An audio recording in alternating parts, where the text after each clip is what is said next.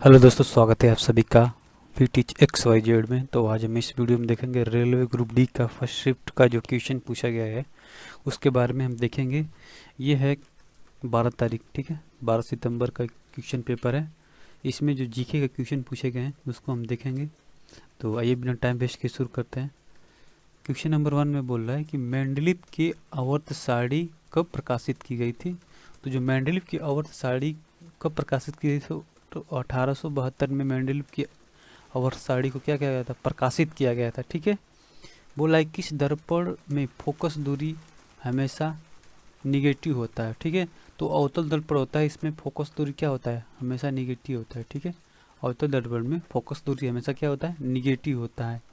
उड़ीसा में हीराकुंड बांध किस नदी पर स्थित है। तो हीराकुंड बांध पूछ रहा है उड़ीसा का, तो किस पर स्थित है, तो महानदी पर स्थित है। किस पर स्थित है, महानदी पर स्थित है। ठीक है, बोला है कि महाराष्ट्र, गुजरात, कर्नाटक के पश्चिमी भागों में किस प्रकार की मिट्टी पाई जाती है। तो महाराष्ट्र, गुजरात व कर्नाटक के पश्चिमी भागों में काली मिट्टी पाई जाती है। ठीक है, कौन सी मिट्टी पाई जाती है, काली मिट्टी पाई जाती है। ठीक है, आइए क्वेश्चन नंबर अगला देख लेते हैं।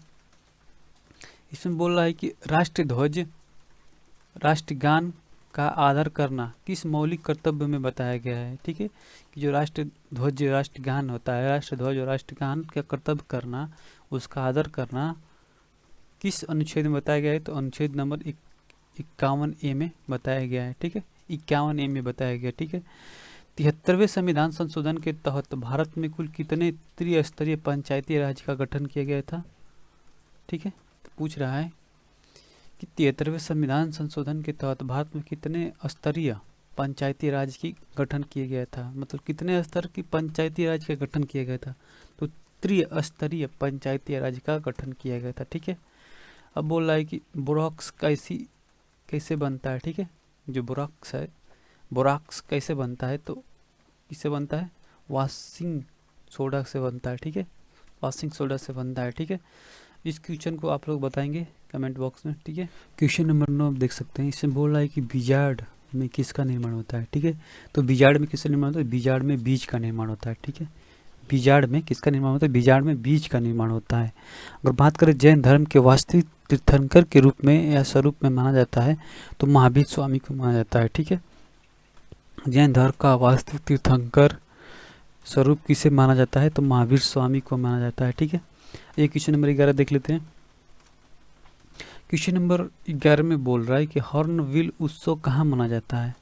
तो नागालैंड में मनाया जाता है। ठीक है, हॉर्नबिल उत्सव नागालैंड में मनाया जाता है। ठीक है, क्वेश्चन नंबर 12 में बोल रहा है कि बाल श्रम निषेध किस अनुच्छेद में है।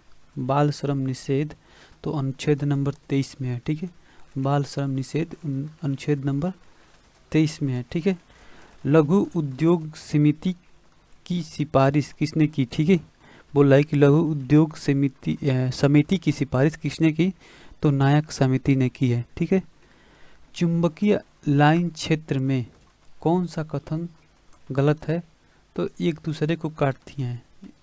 जो चुंबकीय लाइनें होती हैं एक दूसरे को काटती हैं, ये गलत है। चुंबकीय क्षेत्र लाइनें कभी एक दूसरे को कभी भी नहीं काट सकती हैं। ठीक है, क्वेश्चन नंबर 15 देख लेते हैं। बोल रहा है कि HIV व एड्स कैसे नहीं फैलता है। ठीक है, जो HIV रोग होता है जिसे हम एड्स बोलते हैं, वो कैसे नहीं फैलता है, तो एक दूसरे से हाथ मिलाने पे नहीं फैलता है। ठीक है, ये कैसे फैलता है, तो शारीरिक संबंध से फैलता है। ठीक है, अब अगला देख लेते हैं क्वेश्चन नंबर 16। ठीक है, 16 में क्या बोल रहा है कि चुंबकीय क्षेत्र किससे ज़्यादा उत्पन्न होता है। तो चुंबकीय क्षेत्र आर्मेचर को तेजी से घुमाने पर उत्पन्न होता है। ठीक है, आर्मेचर को तेजी से घुमाने पर चुंबकीय क्षेत्र उत्पन्न होता है। ठीक है, 11 से 14 वर्ष की स्कूल छूट गई बालिकाओं के लिए कौन सी योजना शुरू की है। जो बच्चियां स्कूल मतलब जहां छोड़ दी थी, उनके लिए सरकार ने एक योजना शुरू की है जिसे हम कन्या शिक्षा प्रवेश उत्सव योजना के नाम से जानते हैं। ठीक है,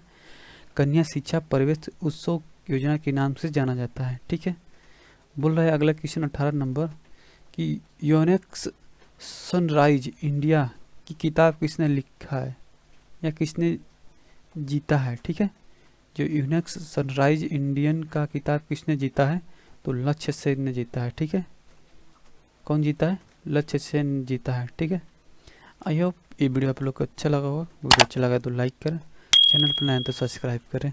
धन्यवाद।